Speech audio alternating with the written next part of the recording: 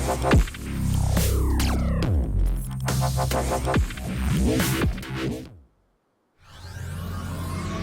of fall!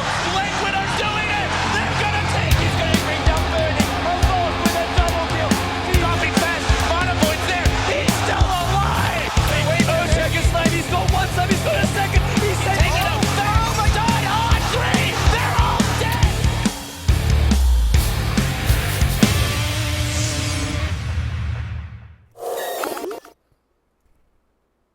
Hello everyone and welcome back. We have finally made it to the pinnacle point, our last matchup of the evening, and it's going to be a matchup between Hyper Glory Team going toe-to-toe against LAI Gaming. Bringing you the English coverage is myself, Coddle Guy, and by my side again, it's going to be Mr. Blaze. Blaze, my friend, we've gone through a lot of games thus far, a lot of up and downs. I hope you're ready to take it home with me. Oh, most definitely. I guess I just left that really in the open right there. So you can tell I'm getting pretty exhausted as it is, but I'm excited to get this one all wrapped up. So, Hyper Glory Team against LAI Gaming. Who you got, Blaze?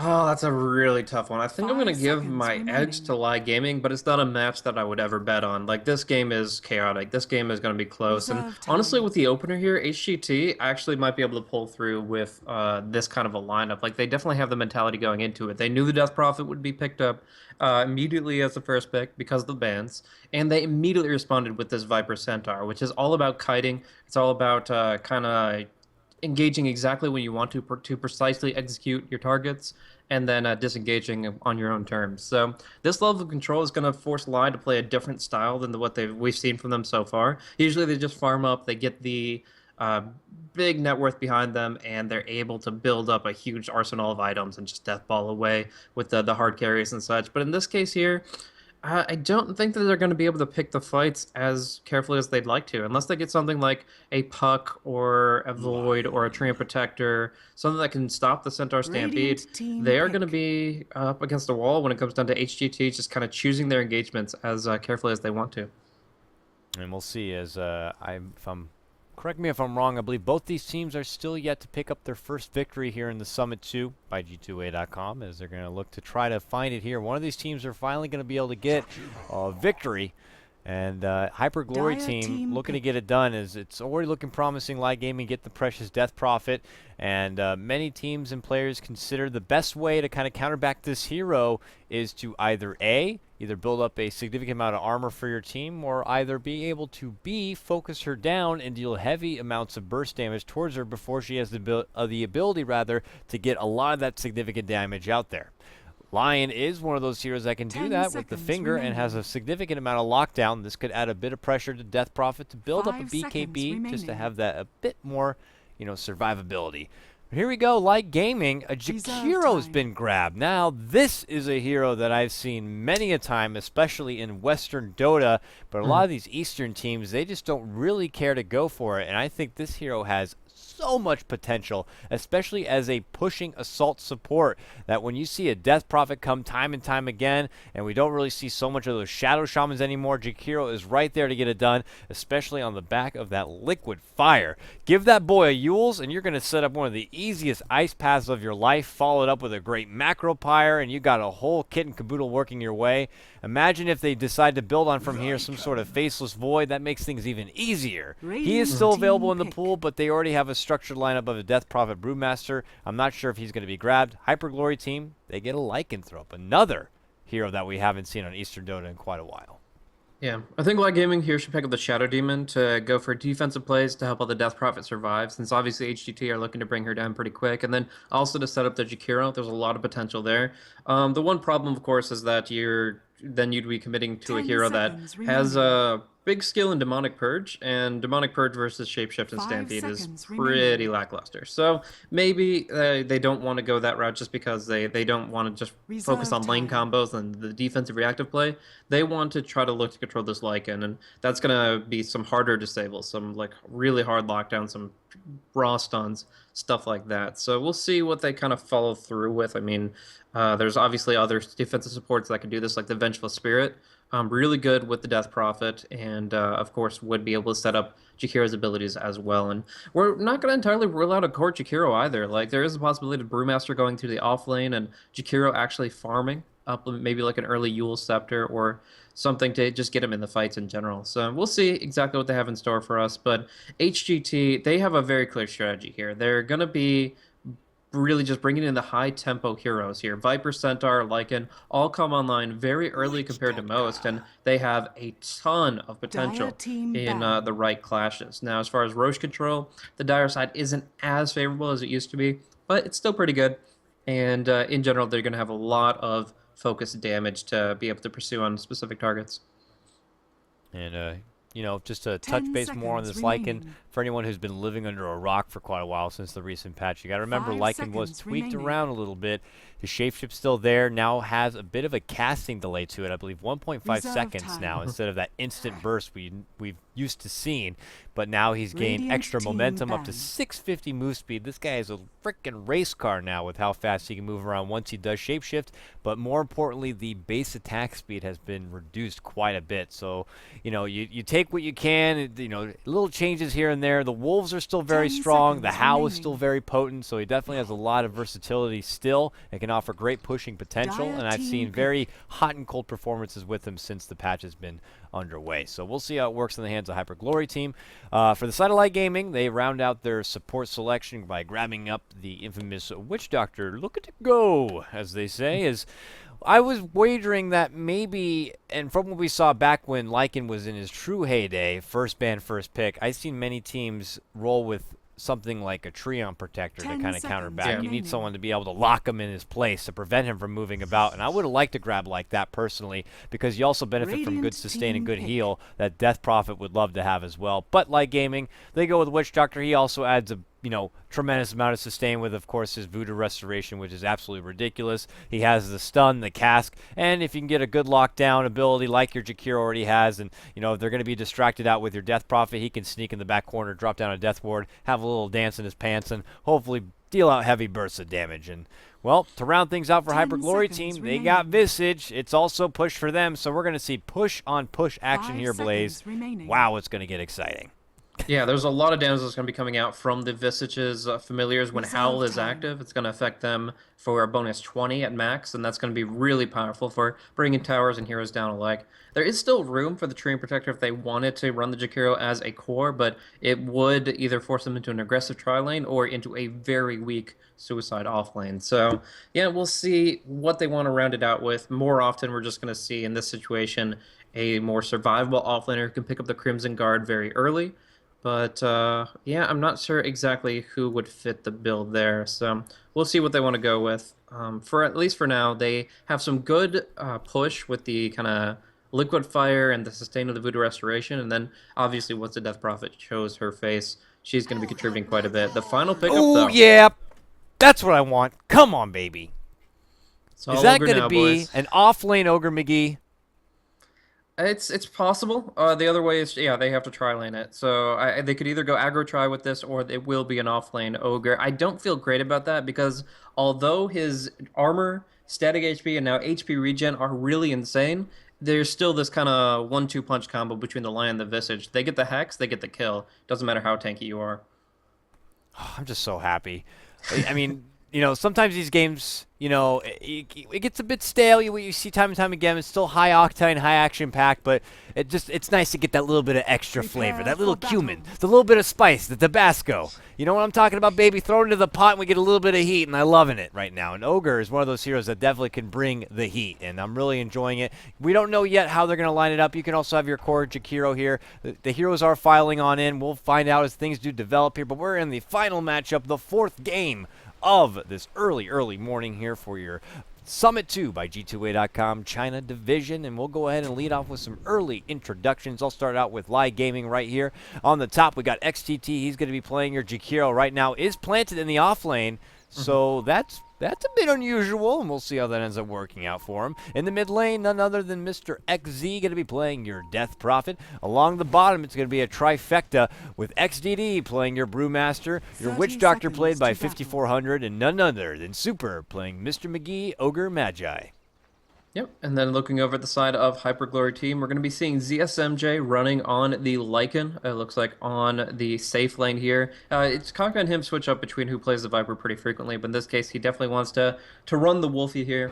We're going to have him supported by the two supports, Pretty Ha on the Lion, as well as S on this Visage.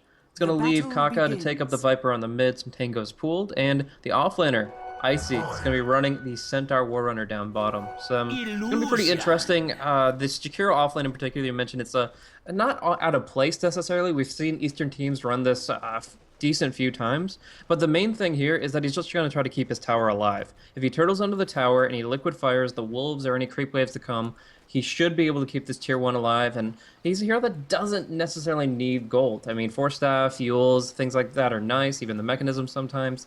But in the end, experience is what he needs to really make his impact, and as long as he stays back far enough, he should have a good time on this offlane. Yeah, we'll see how it goes. I know Universe is a big candidate who does like to play this hero, but it looks like Hyperglory team know the disadvantages that can be for Jakiro, only having the liquid fire to start with. They're going to try to zone him back and zone him back hard, so they don't allow him to get too much CS started early.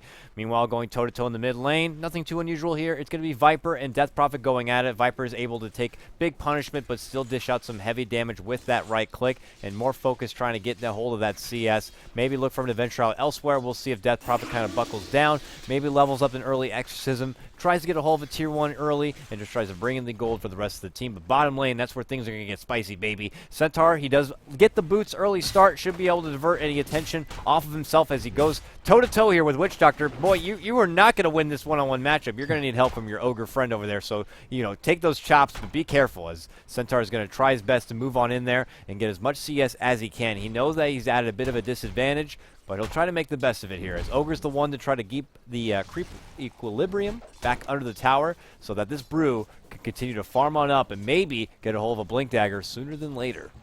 Yeah, the Ice is such an aggressive offlaner in general. Like, he's always going to be going out and trying to make his mark on the map early with whatever ability he can. And that 1v1 trade is good, but at the same time comes with some risk. 5400 actually went for an auto attack under the creep wave, trying to pull a creep away. If he pulls one creep and gets a multiple cask bounce, that's a dead Centaur. So you have to be very careful about that, the aggro mechanics there, and just where you position yourself. For now, though, it's still first blood on the table. We're going to see Kaka pick up his boots of speed and maybe just using the tangos to regen, but Super might not give him the chance. Already in Viz here, 2 points in Crypt Swarm, and a 1-1 build from Super. There is some kill potential here. Oh, he's planning it. The Crypt Swarm goes out. There's your Fire Blast, your Fire combo. It's going to take a few right clicks if you want to finish this one off. He's pretty committed for it, but he's not going to pursue. Ogre does start with a very incredible amount of base armor. 7 armor at the start of this one. About 6.95 if you want to be technical, all right? All you Dota kids out there. But still, one of the highest, if not the highest in the game. So he's happy to take a couple of shots under the tower. He's happy to go toe-to-toe with that club when he's going against some sort of big bad boy like your Centaur. And he's going to already use that smoke and head right back towards the bottom lane. Also using the Clarity and the Tango to get those resources back online. He's going to continue to make Icy's day a little more difficult. Speaking of having a difficult time in the off lane, Jakiro not getting as much either. Still 0-0 as well. Can't really find anything, and he's also level 1. So both off laners having a bit of struggle, but here's your engagement happening on the bottom lane. They start with the fire, they start with the cast, and your clap to follow a boot. Now Icy trying to get away from this one. One more right click could do it. They get it. Nice work there. 5400 on your Witch Doctor. Look at it go as the first blood will be grabbed by him, and it will be LAI Gaming who strike first. Yeah, he's definitely a hero that can get some value out of that first blood. Getting the boots up early, maybe even considering to move in towards an Aghanim Scepter or something of that nature as the game progresses here. But for now, it's going to be the push from their side. They've got the siege creep, they've got the double range. If they just get this Voodoo Restoration active, they can do some real damage to this tower. And Centaur will make his way back here pretty quickly. He has a TP scroll to disengage if he's really under pressure. But for now, the ward comes down on the high ground, and 5400 moves in for the flank. 400, yeah, he's like, get the hell back. We're going for this tower. You're not going to stop us. Certainly not. Now they're going to start laying it in on this tower. But, you know, for now, he's just going to try to sit there. He's still 0-0, but so is Jakiro. Both these offlaners are poor. They are broke as a joke trying to get something done. As far as the cores, though, Lycan is the one up and ahead. He's at 30 CS. Brew is just behind at 26. And looking at this Lycan's build, you know, on the American qualifier, one of the players who love to play this hero in the same kind of a position up here in the safe lane and part of a trifecta, lineup, he would typically go right away for a Necro Book. But for him, he's going to go with the early Vlads. You see him grab the Morbid Mask right here. He's going to try to get that online as soon as possible, and then expect him to maybe consider going with the early smoke and early rotation into that Roche pit, and hoping that they can try to sneak a quick and early Aegis under his belt. We'll see if that is going to be the case, as his supports are still by his side, kind of helping him out.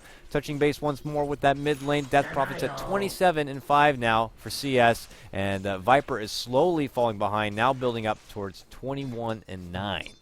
Yeah, the reason his CS score isn't great right now is because he hasn't actually taken a single point of Nether Toxin. Usually that's the way to secure last hits most efficiently for mid-hero. That's why Viper controls lanes so well. But Kaka loves to use his poison attack to harass. He does this all the time, where even like in the first minute of the game, he'll have a half mana pool just because he loves to use that manual cast to he won't aggro the creep wave, but he will do some good damage. But in the end, the Death Prophet sustains. She has to go for a Bottle Crow or two, but in the end, she's triumphing in CS. She's 31-5. Kaka is committed to this 2-0-3-1 build, and that's going to make it so that although he can do a lot of magic damage, he doesn't farm very efficiently, and is actually going to take some damage here. Is just doing work all over the lane, trying to get some harassment all over the place. He starts at bottom, and he goes by mid, gets harassment there, and then he treks up the top, helps out a bit there, and then he goes back to mid. Now he's going back to top. For a heavy-set Ogre, man, he is really trying to put in the exercise right now, running about. Now he sees a dog, and he's like, what is this deal all about? Because at 6 minutes, there's your rune. It's going to be a haste at the top. He's going to protect it out for his Death Prophet. Meanwhile, bottom, it was quickly grabbed up from your Centaur, who's coming on through, sees the creeps pull through, and he's like, oh, I'll just take these creeps to my tower, thank you very much, and try to get some last hits with that. Meanwhile, back at the mid lane, your Death Prophet with that haste. They would love to get a hold of this Viper. He's very low. There goes your Exorcism. Is going to be popped right at level 6, and they're looking to rotate in, and bam, 2 TPs to fly out. Can they get the kill before Cavalry comes? Oh, Ogre does fall. They ultimately do get the Viper down, so it is a worthy trade for them, only losing their support for that mid laner. But still, Hyper Glory team, after the drop of Viper, they commit a couple here, and still, like gaming, I think they're pretty happy about that. Oh yeah, forcing 2 TPs on the supports here, as well as getting to level 8 on your Death Prophet after you get essentially the solo experience for that kill. Yeah, it's an Exorcism down, but you move up a whole nother notch in the world, finish up your phase boots, and yeah, he is going to be just gunning for that Eul Scepter at an extremely fast rate, which is going to be quick, usually enough to dodge out IC's Hoof Stomp. Speaking of, he'll pop a Hoof Stomp on XDD, but it's not going to get him out of this sticky situation. There's just so much stun coming down bottom. You got the Fire Blast, you've got the cast bouncing, slow effects galore, and they're actually going to Bloodlust the Catapult, which I love. You usually don't see this, but Bloodlust on the Siege Scrape is the best way to deal damage to structures that have fortified armor. And it's going to be Icy that tries to TP in, and actually might go down again if Super had a little bit more mana. Yeah, it was XCD who promptly picked up that Blink Dagger, and they just immediately put it right to use. And they got the swift takedown of that Centaur, and now they turn their attention towards his Tier 1, and they get it done. Nice swift grab for them. This bottom lane looks very promising, while top lane on the opposite side for Hyper Glory team, they have a lot of work to do if they want to get a hold of this Tier 1 tower, and they are quite behind. And there's that shapeshift form. It takes quite a bit, but man, that is a manly looking wolf. I haven't seen that cosmetic, but he goes right for Dragon Blood, and he gets it just like that. It doesn't take a whole lot with the help there sweeping in from the flank. Those 2 supports who help lock him down and in their place, and now they turn their attention towards their own Tier 1 tower for the grab. Your fortification going to be popped out right now, as they will continue to unleash and hopefully be able to go for a trade at the end of it. Yeah, the Hundreds of Kings set is a new one in one of the new chests. It's like a rare drop or whatever, but it is really cool. I think Danny Dim made it, and it is just badass. But yeah, promoting Lycan players all around. Usually that would make people shudder, at least a year or so ago. But more recently, he's a hero that can balance things out. He definitely isn't obligatory first pick as soon as he's available, but he also has his place in the game, which is essentially what Ice Wipe's trying to do. Just get everybody to have a nice little spot, and Lycan's doing that pretty well in this game in particular, getting some good momentum behind him. The Vlads and 1700 gold banked up, but you can't push faster than a Liquid Fire Exorcism. That's the unfortunate facts of life here. XZ gets the tower finished off, and we'll bottle up the Illusion Rune as well. We were already expecting, based on the draft, that we were going to see 2 teams really exercise all of their push tactics, and really who will be the true push king, as Death Prophet manages to secure another tower, that the mid lane Tier 1. Lycan keeps moving in on the top, tries to add a little pressure towards that Tier 2, but ultimately will pull back. So now he's got that Vlad's complete, and Power Treads now obtained We'll see how long he decides to plan it up here. Maybe he might go on forward to get a hold of the Necro book just to make things a little bit better before he decides to venture outside of this lane, whether that's going for ganks, whether that's going to the Roche. We'll have to see what they decide to do. Meanwhile, bottom lane, they're going for a tier 2 themselves. Death Prophet moving well on forward with the benefit of this Illusion Rune and Witch Doctor being nearby, being able to pull out that Restoration at a moment's notice. They are already getting some decent amount of damage starting right here, and Centaur is all by his lonesome. Still with only Tranquils and a fair amount away from getting a hold of a Blink Dagger. He is going to be well behind on the quota, but meanwhile mid lane they're making it go. Cyclone's going to throw Lion up in the air, but they are moving on forward. They want to get a hold of this precious Kaka Viper right now. They get the nice lob of the rock right there, and coming in behind with that club, it's going to be Mr. McGee on Super, who does get the last hit, but here comes Icy, jumps on in, gets Ogre Blood on his axe as he now moves up to the high ground. Maybe going for a tier back. That is a nice time cast. That Death Ward from the high ground. Can he get the kill? He cannot. The Magic Wand is going to help with that, but nope. The Blinking coming out from the Brood does secure the kill on the secondary line support. It's actually going to be Witch Doctor who gets the last hit with that one, but still, LAI Gaming get a very nice trade for themselves. They end up going 1 for 2, taking down the Viper and the Lion, only losing their Ogre Magi. Yeah, the Max Corrosive build is really good here. It's obviously Kaka is the main focus, and they're putting a lot of damage into him, but in the end, it's not enough. LAI Gaming still have a huge amount of damage coming out, and they make their rotations accordingly. So they're very, very effective use there. Once XZ gets some mana back up, they'll try to go for towers again, but for now, happy to get some real core hero kills on lockdown. Now, you'll actually see with this Radiant Observer Ward that they do see Icy and Kaka making their way down bottom. There's not going to be the surprise factor that they wanted against the Brew. XCD just blinks out, knowing that there's not much that can be done. Up top, there is the kill on the Ogre. It's just a kind of a quick combo there with the Finger of Death, and yeah, that's not, even with somebody as tanky as Ogre, that's a lot of magic damage to deal with. Yeah, Ogre just lingering on the side, unfortunately runs into the support duo, and Lion being level 6, now level 7, it just quickly bursts him down. I mean, Ogre is a tanky boy as far as armor is concerned. With the help of those Tranquils, it's definitely going to be big, but not a whole lot as far as magic resistance at the start of this one, as he doesn't really have anything else. He's got more utility, he's got a smoke, he's got one sentry here, a magic one there. It's just a little hodgepodge of all sorts of random support accessories, but he's got to build on forward, at least get a hold of that level 6. Remember, in the recent buff, it's now going to be a 40% chance for a 2x multiplier, so, you know, you're going to start seeing some ×2s happening promptly, and they would love to have that extra burst. He's actually going full into the Fire Blast here, 3, 1, and 1, whereas opposed to, you know, other ogres might favor going more into your Ignite, given it gets more reliable damage. So, you know, it's to each their own, but definitely the lockdown certainly does help. Yeah, I definitely think so, and the potential damage is really legit for that. Like, I've honestly seen the most common Ogre build I've seen is going 1 Fire Blast and then 2 Ignite, and then maxing your Fire Blast from there. But that early point in Bloodlust is also extremely valuable. I mean, you get the early activity from the Brewmaster, he gets a couple more right clicks in. We saw it used on the Catapult to get extra siege. In general, I just think there's a lot of value in that line of thought as well, and he seems to be pretty familiar with how he wants to build the hero. Meanwhile, mid lane, Viper makes his return as he is now continuing to build on forward to get a hold of his mechanism, but it's Death Prophet who does pick up a very nice core item. Now having the Phase and the Euls, your very traditional Death Prophet kind of a lineup right here, and now making a way towards the top lane. Has Exorcism. Not going to be too necessary here. Liquid Fire is already doing its work on trying to secure this tier 1. This will take down all 3 tier 1s now for Hyper Glory team, and LAI Gaming now inheriting a lot of extra gold. If they want, they can keep pushing forward. They still have the Exorcism to work with. Ideally, though, she'd like to get to level 11 and get that ultimate boosted up to level 2 before she does use it. So we'll see how long they look to commit it out. While the rest of Hyper Glory team now taking advantage of that early Lycan build-up, we'll move in the Roche pit and make a go at him. So it's going to be what looks like potentially a tier 2 trade for the Roche. The problem is LAI Gaming is being very hesitant right now. They're still going for the slow siege despite having Exorcism up. They don't know where HGT are, and they have no confirmation that they're in the pit. We do see the courier flying across now. The Roche falls, the Aegis picked up. They know what's been going on, but it's already a little bit too late. They're not going to finish off this tier 2 before the cavalry arrives, and in the end they don't get that trade. And it's very important that they get that trade, because even Roche for the tier 2 would be pretty even, but the fact that they didn't get the tier 2 at all, HGT are in a really good position now in this game. They've got the Stampede, they're soon going to have the Blink Dagger, and yeah, in about 2 minutes time I think they're going to start taking control. Yeah, Hyper Glory team make the right call to move into the Roche, and LAI Gaming kind of show that they don't really have true map awareness as far as what's happening on the south side, and they don't know, that uncertainty prevents them from pushing on forward and securing that trade, and that's a bit unfortunate for them.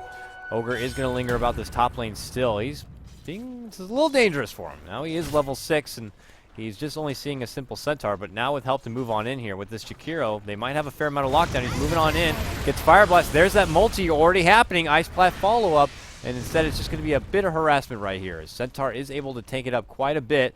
He's got 2k gold now. He's getting very close, but now he's looking for return fire. He pulls out the Stampede, and it's Lion who rushes in. There's another multiplier. It's another times 2, but the Death Ward drop is what's going to have him turn around right now. One more auto attack gets it done. A counter to a counter initiation, all thanks to 5400 zoning him back with that Death Ward.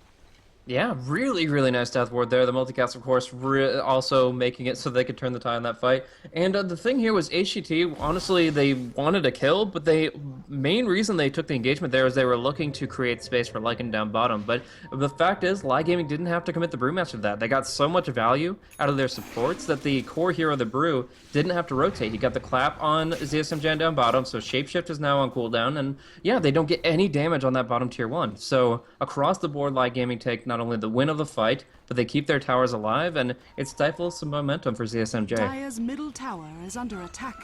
So with that, it looks like, yeah, he's going to continue on forward. He's got his Necro level 2 now, building it up rather quickly. And I would imagine they would ideally like to get that to level 3 before the Aegis gets to that expiration point, because that's going to be when Hyper Glory team are going to look to try to take a fight. And ideally, they would love to have the benefit of that extra life and that Necro level 3 to go into it. But meanwhile, still these two supports on Satellite Gaming, keeping the pressure up here, finding their own bit of farm. Ogre's now at level 7, still investing a bit of money. He's at 800. He's not committed to Arcanes, obviously, so his next item choice could be a bit questionable. Maybe going for a simple Force Staff. Agnums would be a luxury item to grab. Getting that secondary Fire Blast would add a whole lot of extra lockdown. And obviously, with those sweet multis coming in, it could be huge burst damage. But the big thing, XCT also gets a hold of the Yules. This is a nice item to have on your Jakiro. Pretty much secures an easy Ice Path follow-up and a lot of additional damage. Speaking of which, though, the Exorcism is going to be popped. They're going to make a go here on the tier 2 once again and hoping to complete it this go-around. There's that Yules going to work, and Ice Path follow-up. Locks Viper in place.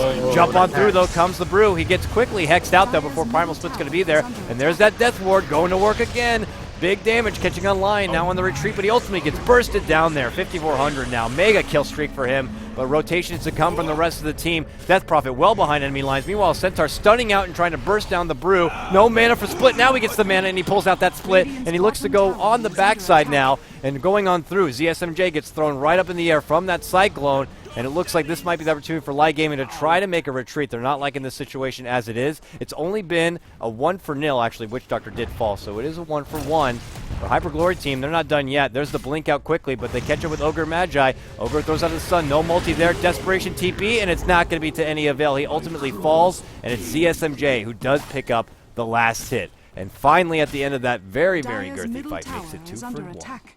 Yeah, so HGT do actually clean up the tail end of that, but they did also have to TP the Lycan in. ZSMJ was at the tier 2. The Wolf was at their door, but he fell back. He decided he could make more value out of that fight on the top, and yeah, he shapeshifted his Necro units in, got some real great damage to bring people down, but in the end, they're still down as far as towers go, and this is not where you want to be as a Lycan in general. The Necro 3 Lycan with Vlads should be taking most of the tier 2s right now, but he hasn't taken a single one. In fact, the tier 1 mid still stands. So it's great that they're taking control of the fights a little bit, but in the end, we're going to be seeing some major progression coming out from LAI Gaming, and HGT don't have control of the map just yet. Observer Ward's still in place in their jungle for a little bit longer, and that might give LAI Gaming the opening for the smoke gank. Yep, they see Viper as well as he shifts on through with very low life, and it looks like they could be considering a rotation up into that neighborhood, but not quite yet. Death Prophet, who has her own big pushing power, 3,200 gold for her. She's going to quickly start building into those tanky items, and she will be able to stand towards this Lycan. And as long as Lycan does not have a BKB, he will be kited about a little bit here and there because you got to Yules not only your Death Prophet but your Jakiro as well. The cast is going to be there, Fire Blast, so he's going to have a very difficult time being able to unload everything he would like in some of these fights. But here's your smoke going to happen, and they are going to indeed go into that neighborhood. They're migrating in. Ogre's going to be leading out the front. He wants to start things off with a very nice Fire Blast. He's going to see the Visage, but actually it's Brew. Well, that was quick and didn't take too long as Visage does get caught out and promptly taken down. That was just nice work, gentlemen. High five for me and you as we got it done. Yeah, and they're prepared to just follow that up with a push hardcore with this Liquid Fire, maybe even the Exorcism committed immediately just to guarantee this tower, because they, of course, they do have the Lycan pushing up top. But yeah, the Observer Ward in the enemy jungle doing work, the Exorcism comes out, and that should be a twofer here. The double objective, getting a kill, making them uncomfortable, and now taking the tower.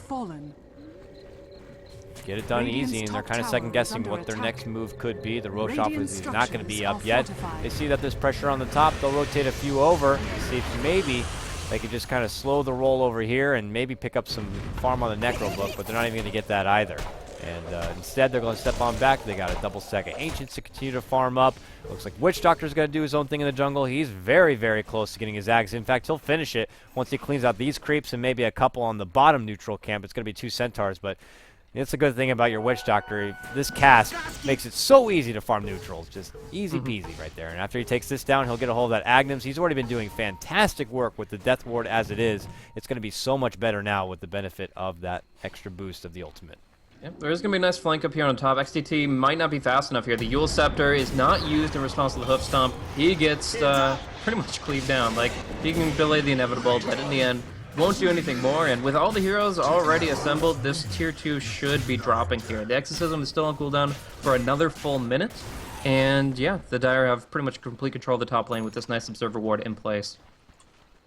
So there's your Ags now in hand of your Witch Doctor. ZSMJ, though, near 3k gold. I mean, I would wager that a BKB might be a smart choice here. Do you think that would be something he should consider, or is he looking to build up extra damage as maybe he's not considering getting involved in too many of these fights and instead trying to continue moving forward with taking down towers, taking down objectives? I think he needs to go into a right-click build. I think he needs to go into BKB, Abyssal Blade, and just carry the game. Because in the end, he's still the hardest carry in this game. I mean, Lycan's not usually the one to get to say that, especially since they removed the 1.5 base attack time of the Shapeshift. But in this case, like, LAI Gaming don't have a traditional hard carry. So he should be looking to go late with it. MKB or BKB to deal with the Bruise nonsense. And then, yeah, following it up with the Abyssal after the fact. Looks like Hyper Glory team have their own aggressive movement here as they're scouting on through, hoping to catch a lingering LAI Gaming member, and it will be the Brew. They jump in to get the nice Hex. If they can lock him down before the split, this would be big, and they should be able to do it. And they actually expend the finger for it, but well worth it as they do take down the core Brew. He's down for 40 seconds as they will move on in and maybe get something rolling here on this tier 2 tower. They're committing a lot for it already, and they're pushing everyone back. Death Prophet is here. She does have the Exorcism. Ideally would not like to use it in a defensive situation, but looking for the rest of Hyper Glory team over here on the side. They're waiting to catch maybe anyone else who might be in the wrong side, and it is ZSMJ who does get the last hit on that tower. Big farm for him. It is going to be a BKB. He's got the Ogre Club already complete. In fact, he does pretty much have the BKB now completed if he wants to just get a hold of it. I imagine that would be something he should look to grab before they do engage. Yeah, they have some great vision, though, so they know what engagements they're taking at the very least. They're not going to get over-ambitious, because they are scouting out with the Wolves. They also had 2 great Observer Wards in place. One will get sentryed out by LAI Gaming, so good sense of the new map changes, able to take that one out. But, oh, they get the second one, too. Wow!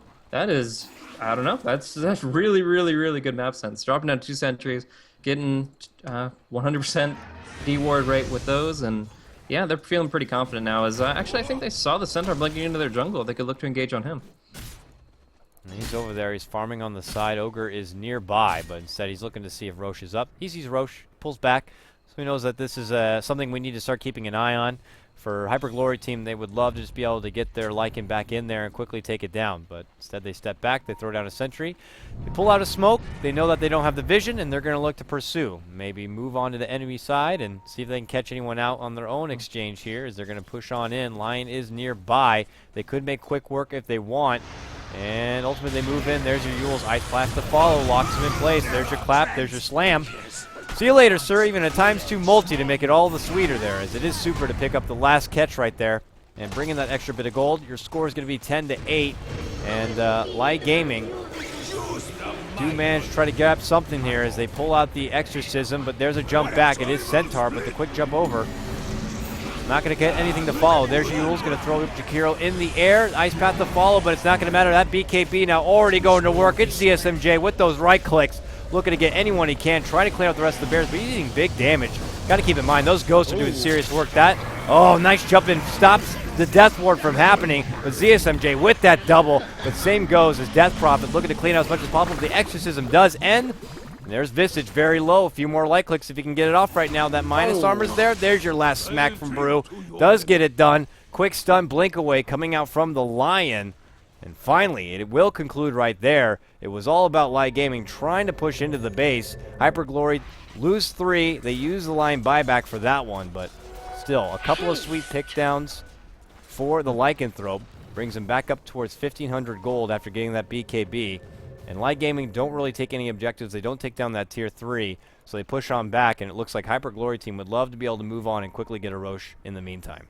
Yeah, I think they get the rush for free here. The ultimates are all on cooldown here. Using the Primal Split and the Exorcism in the same fight definitely has its weak points, and the time interval is easy to be exploited by HGT here. So I really love that Centaur Stomp to stop the Death Ward. Would have been very problematic if that kept going, but it looks like it's going to be a fight on our hands.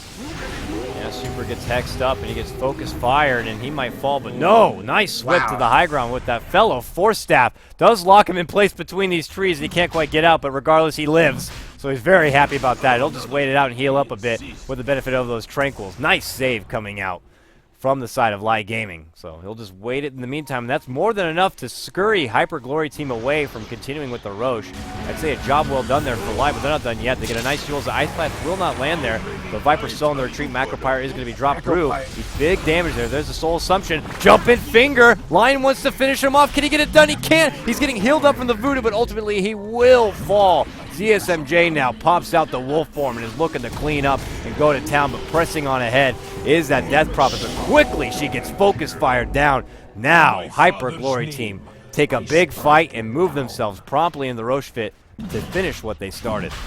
Yeah, I mean, that Macropyre was insanely good from LAI Gaming, but in that choke point there, but in the end, they still only had one ultimate in that fight. They had the Primal Split and with Death Ward just coming off cooldown, and neither was actually used. So they tried to pick a fight a little bit more than they could handle. I mean, going up against a Stampede, HGT can choose the fights they want to take, and they certainly wanted that one while the Primal Split was still unavailable. So great focus fire, HGT pull ahead very significantly, and yeah, this is actually the first time they've really been in favor in the grass. I mean, there have been a couple of notches here and there, but now they're taking a dramatic swing forward with the Roche, with the tower, and with all those kills.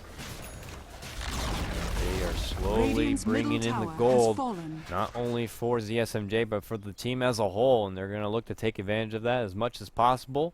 They get the one tower there in the mid, and it looks like they will decide to pull back. A little bit of split push action happening here up at the top. You see here Jakiro farming it out on the side. Has his Force, has his Yules. A little bit of extra mobility, but still not the strongest. Only 1k life. If he gets caught out, he could be quickly taken down. And ZSMJ sees that, gets Yules up, and he's trying to get out as quick as possible. No way to bash that out, so Jakiro will make his quick escape. Yep, but still, I mean, this is plenty of farm for the Lycan here. ZSMJ, he is the hard carry. He has almost 17,000 net worth, and the next item he picks up is going to put him in fighting form. Like right now, he's pretty good in fights. He still does some good right-click damage. The crits, the necros, they hit hard, and the BKB has been a great blessing to him in the past few engagements. But once he gets something like a Basher towards Abyssal, sometimes they go for the Desolator, but I'm not the biggest fan of that. No matter what he goes for, one more big item, and he is going to be the commanding force in this game. I wouldn't mind seeing a Basher. The Basher to Abyssal seems like a more traditional route, and it definitely brings a lot of extra presence as far as the reliable stun now being in, and of course that heavy hitting right click. So I wouldn't mind seeing that. We'll see what he does. Decide to go for a little bit of split happening here as Hyperglory Team Centaur and Visage. He's trying to bait him out, looks like a little bit, seeing where they can scout out any of LAI Gaming. Pings out on the top. It's LAI Gaming looking to scavenge on through, find anyone they can. They won't see anyone there. Lion's already on the way back out. DSMJ is making his own push with Viper hand in hand going down the mid lane, but it's LAI Gaming. They know the pressure might be on as Lycan begins to get bigger and bigger. It's on them to to continue pushing it on out with this Death Prophet. He pulls out the Exorcism. You see the TPs quickly throwing in here, as it looks like Hyper Glory Team are looking to make a strong defense from the high ground. Your Viper Strike already going to happen on your Death Prophet, but a lot of split positioning still here for the side of LAI Gaming. And she'll just continue to slow siege. You get as much damage in. Jump in, clap, split now. They're making a move, but your Cyclone throws Viper rather up in the air, and we'll see if they can try to finish anything off. Still structure standing, but looking to move on through. ZSMG pops his BKB, sees a dragon. The dragon does a self-Yules. Nice kiting for the meantime. Now he turns his attention towards the Ogre. Meanwhile, Death Ward going to be dropped right there. Very, very low, but this is a long duration right now, but still not going to matter. Witch Doctor does end up going down. ZSMJ, the wolf form does end, but it doesn't matter. They clear out another 2 takedowns. Right now, Hyper Glory Team lose no one with a very strong defense. Actually, I say that, and they did lose the Viper. I guess he just came back that quick. So, oh no, he had the Aegis? No, I'm not too sure. Yeah, he had the He had the Aegis before. Yeah. Okay. Oh, okay, okay.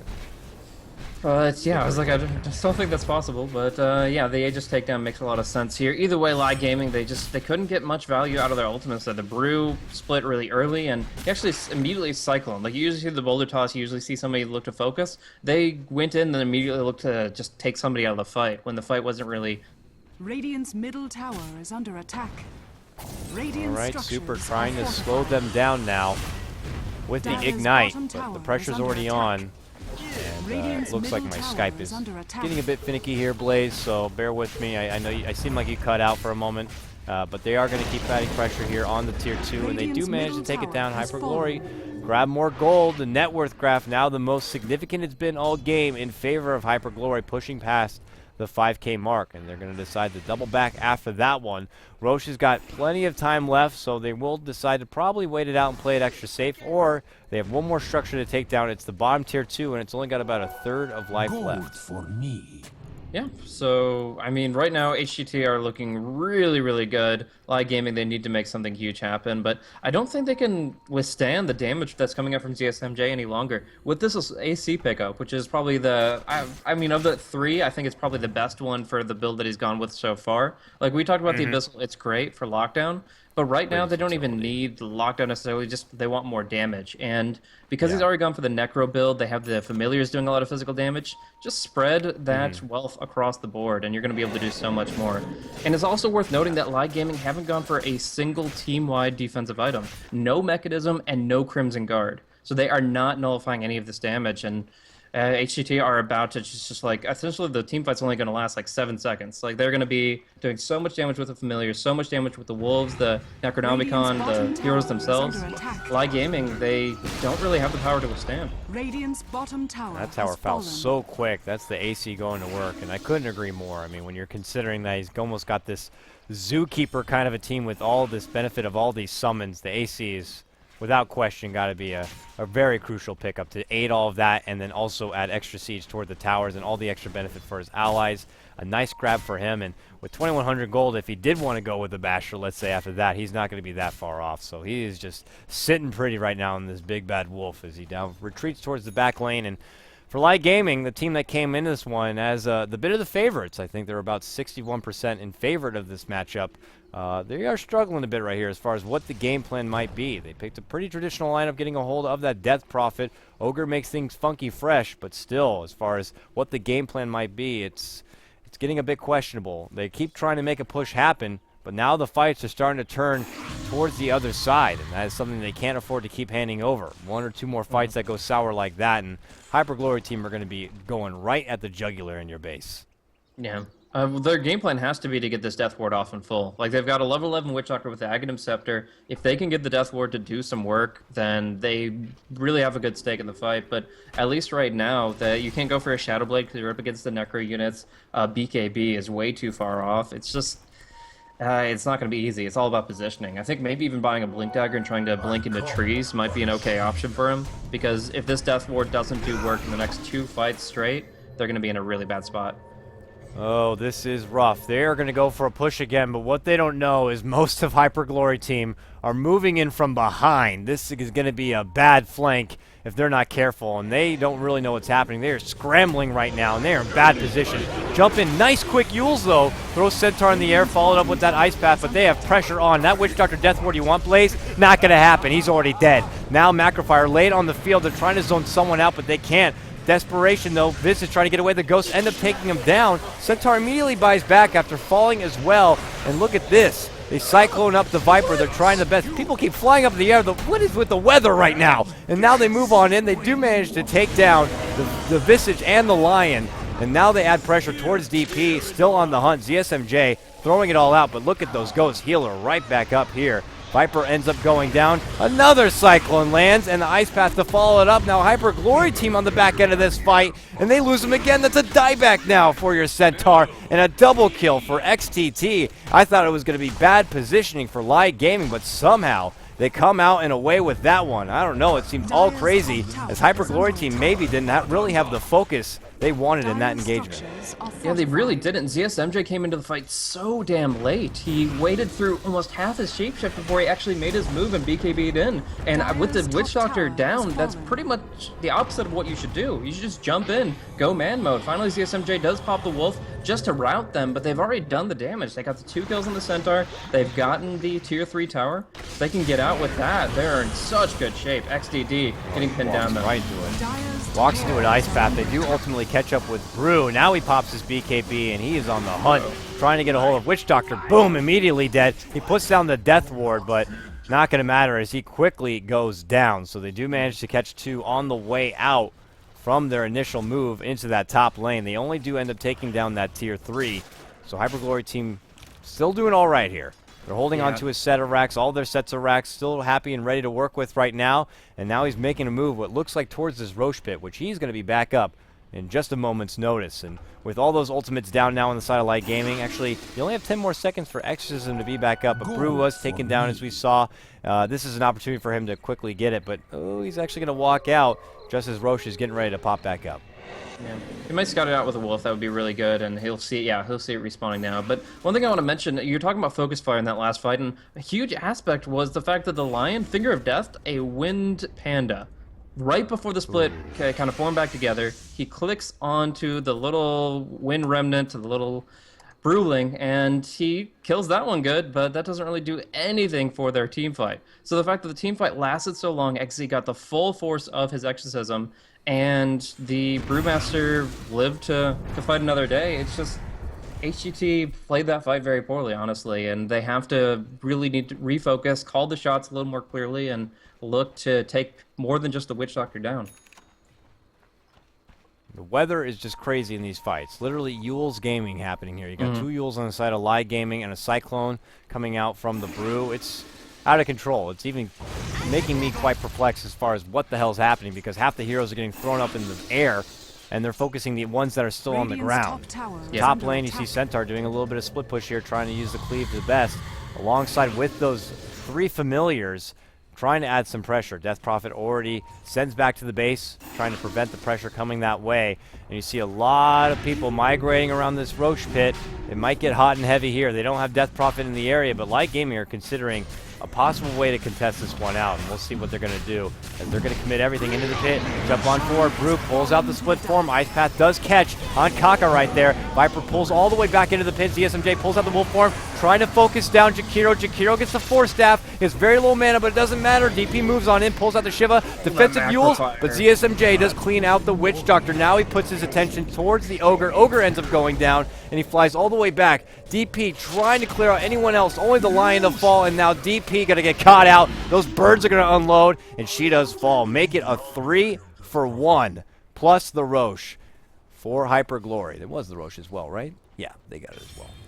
Yeah, and they've still got the Aegis up on Icy. It was kind of just a quick grab to make sure nobody snatched it up, but no matter the case, it's a decent hero to have it on. And yeah, the fight there from LAI Gaming, the macro fire in particular came out really late. Like, Radiant Jakiros have such a good vector from which to throw out the Macropyre even without an Aghanim Scepter, but he didn't really do that much damage until the tail end of that fight, and they needed much more front-loaded burst. They needed to kill 1 or 2 heroes off quickly, but now we see all that damage coming out that we were talking about before. It kind of had a little bit of lag there. We didn't get to realize it in the fight before, but now we see it here. The AC, the Familiar, the Howl, and the Macropyre is not going to be enough to hold this tower.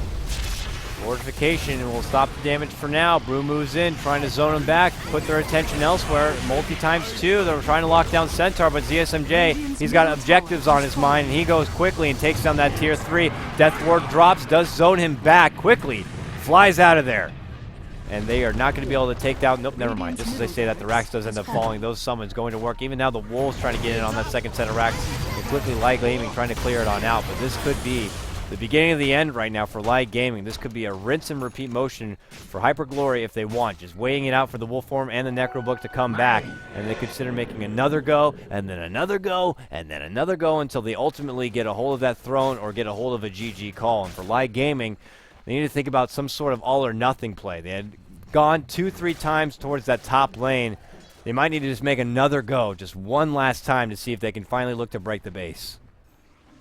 Yeah, they definitely need to make something happen here. The BKB on the Death Prophet is okay for dealing with some aspects of what HGT bring, but the physical's damage is still real. Even with the Shiva's Guard, you're still looking at only 23 armor. And I say only because you got Medallion, you got an AC chewing on you, and they still just tear through you with that new Abyssal Blade.